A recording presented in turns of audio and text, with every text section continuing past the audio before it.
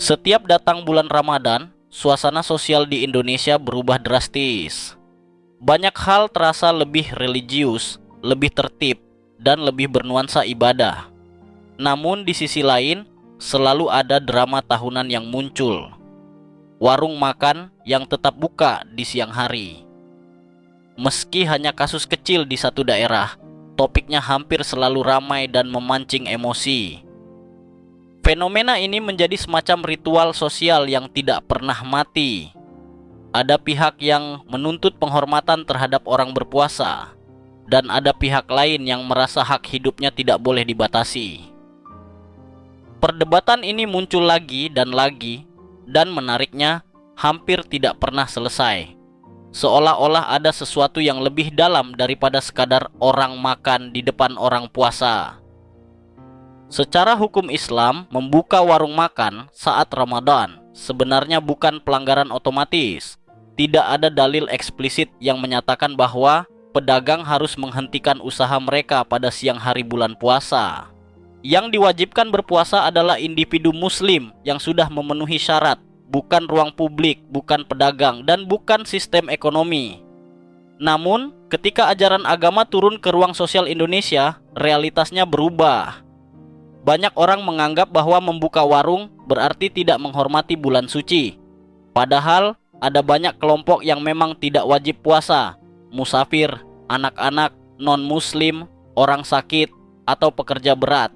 Tetapi tekanan sosial seringkali lebih kuat daripada teks keagamaan itu sendiri. Di Indonesia, Ramadan tidak hanya dipahami sebagai ibadah individual. Ia telah menjadi fenomena budaya kolektif yang punya aturan tidak tertulis. Aturan itu mengatakan bahwa ruang publik harus ikut menyesuaikan suasana ibadah. Hasilnya, makan di ruang publik bukan sekadar tindakan biologis, tetapi dianggap sebagai sikap sosial. Banyak orang tidak pernah mempertanyakan dari mana norma ini berasal, tetapi mereka merasa norma itu wajib ditaati. Jika seseorang makan di ruang terbuka, itu dianggap tidak sopan, meski dia mungkin punya alasan sah. Dengan cara itu, ritual puasa yang semestinya bersifat personal berubah menjadi standar moral sosial yang diawasi oleh banyak mata. Secara psikologis, puasa membuat tubuh berada dalam kondisi sensitif. Ketika lapar atau haus, indera terasa lebih tajam dan emosi lebih mudah terpancing. Melihat orang makan bukan lagi sekadar melihat aktivitas biasa. Itu bisa terasa seperti gangguan atau tantangan. Bagi sebagian orang, hal kecil seperti itu terasa cukup untuk memicu ketidaknyamanan.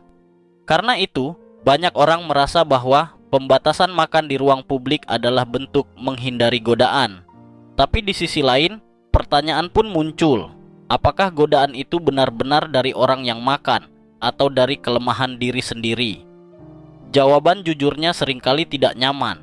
Masalahnya ada pada reaksi batin, bukan pada perilaku orang lain. Sebagian besar masyarakat Indonesia adalah Muslim, dan keberadaan mayoritas ini membentuk cara berpikir tertentu. Ada keyakinan bahwa ketika Ramadan tiba, suasana publik harus mencerminkan praktik mayoritas. Dengan kata lain, karena sebagian besar orang puasa, maka mereka yang tidak puasa harus menyesuaikan diri. Pola pikir ini tidak selalu lahir dari ajaran agama, tetapi dari dinamika identitas kelompok. Dalam masyarakat mayoritas, norma kolektif terasa bukan sekadar anjuran, tapi kewajiban sosial. Dan ketika ada yang tidak mengikuti norma mayoritas, reaksi emosional bisa muncul, bahkan kalau secara prinsip itu bukan pelanggaran apapun. Banyak orang membawa memori masa kecil tentang bagaimana lingkungan berpuasa. Dulu, orang yang makan siang saat Ramadan melakukannya diam-diam. Warung tetap buka tapi tertutup tirai atau pagar kayu. Tidak ada yang benar-benar memaksa, tetapi ada rasa malu yang otomatis muncul jika seseorang makan di ruang publik. Memori sosial ini melekat dan diwariskan, lalu dianggap sebagai aturan yang benar. Ketika zaman berubah dan orang tidak lagi menyembunyikan aktivitas makannya, sebagian kelompok merasa nilai lama sedang hilang. Nah, perubahan inilah yang sering memicu reaksi keras. Bukan karena makan itu salah, tetapi karena tradisi sedang tergeser.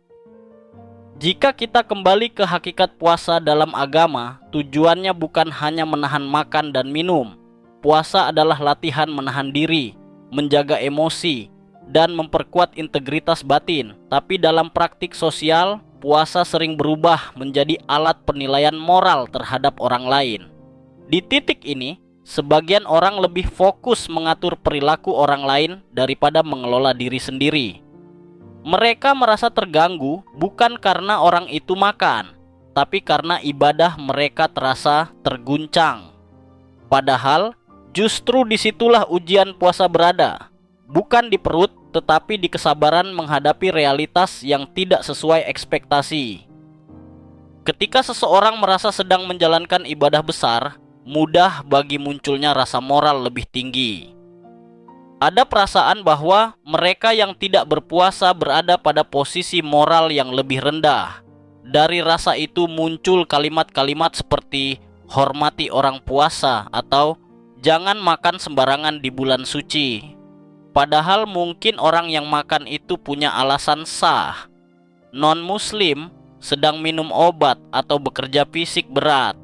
Tetapi dalam logika moral superiority, alasan itu tidak lagi penting.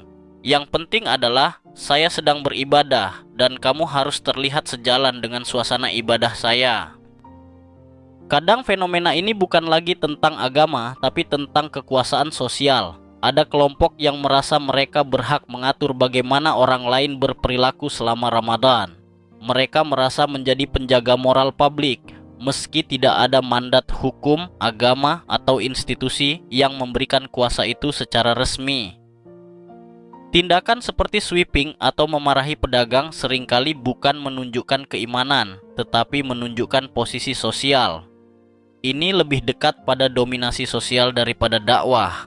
Ketika agama menjadi alat kontrol, bukan ruang pembinaan moral, maka konflik menjadi hal yang wajar. Media sosial menjadi bensin yang menyulut fenomena ini setiap tahun. Satu video teguran, satu insiden, atau satu komentar bisa viral dalam hitungan jam. Dari sana, diskusi berubah menjadi pertempuran opini yang menuntut toleransi dan yang menuntut penyesuaian sosial demi menghormati Ramadan. Diskusi yang seharusnya tenang berubah menjadi bahan emosi massal. Banyak orang akhirnya bereaksi berdasarkan sentimen, bukan pengetahuan. Akibatnya, persoalan sederhana seperti orang makan di siang hari menjadi isu nasional yang seolah-olah menyangkut akidah dan masa depan moral bangsa. Secara hukum negara, Indonesia tidak memiliki aturan nasional yang mewajibkan warung tutup saat Ramadan. Yang ada hanyalah beberapa aturan daerah yang sifatnya administratif, bukan teologis. Negara tidak pernah mengharuskan tirai dipasang atau orang makan harus sembunyi. Ini membuktikan bahwa fenomena larangan makan di depan umum bukan lahir dari konstitusi atau syariat formal. Ia lahir dari konstruksi budaya dan tekanan sosial. Dengan kata lain, ini bukan persoalan agama atau hukum, tetapi norma bersama yang tidak pernah benar-benar diuji. Jika kita kembali ke satu pertanyaan sederhana, apakah melihat orang makan membatalkan puasa? Jawabannya jelas, tidak.